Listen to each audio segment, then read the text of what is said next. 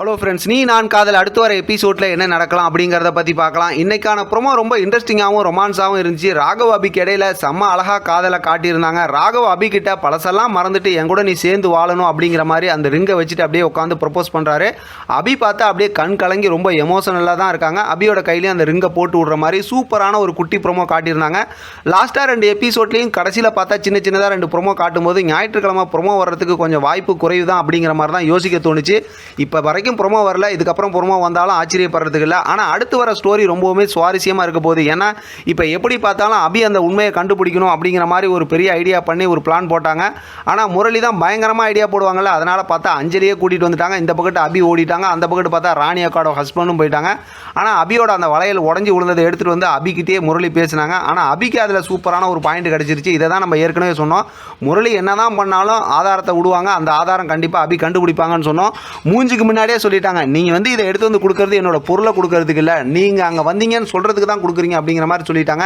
ஆக மொத்தத்தில் பார்த்தோம்னா முரளிக்கு பழசெல்லாம் மறக்கலை அப்படிங்கிற விஷயத்தை அபி கண்டுபிடிச்சிட்டாங்க. சரி, இப்போ கதைக்கு வருவோம். அடுத்து ராகவ் வந்து ஏற்கனவே எதிர்பார்த்துக்கிட்டு இருந்தார்.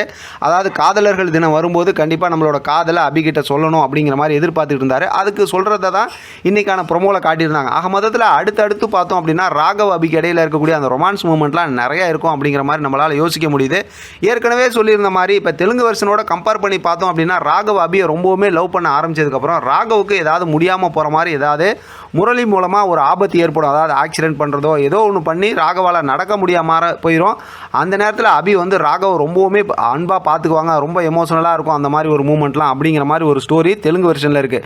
ஒன்று அப்படிப்பட்ட ஒரு ஸ்டோரியை உள்ளே கொண்டு வருவாங்க. ஏன்னா ஏற்கனவே அஞ்சலியை பார்த்தா எல்லாத்துக்கும் எதிராக திருப்பிக்கிட்டே இருக்காங்கல்ல, அதனால் பார்த்தோம் அப்படின்னா அடுத்தடுத்து இந்த மாதிரி ஸ்டோரியெல்லாம் நம்ம எதிர்பார்க்கலாம். சரி, தமிழில் கொஞ்சம் டிஃப்ரெண்ட்டாக கொண்டு போகலாமே அப்படின்னு சொல்லிட்டு முரளி டார்கெட் பண்ணி ஆகாஷுக்கு ஏதாவது பெரிய ஒரு ஆபத்தை கொண்டு வருவாங்களா அப்படிங்கிற மாதிரி யோசிக்க தோணுது. ஏன்னா ஏற்கனவே பார்த்தோம்னா சுந்தரி அணுவை மென்டல் ஆக்கணும் அப்படிங்கிற மாதிரி நிறையா பிளான் போட்டாங்க. கடைசியில் வசமாக மாட்டிக்கிட்டாங்க. இப்போ வீட்டை விட்டு வெளியில் போயிருக்காங்க.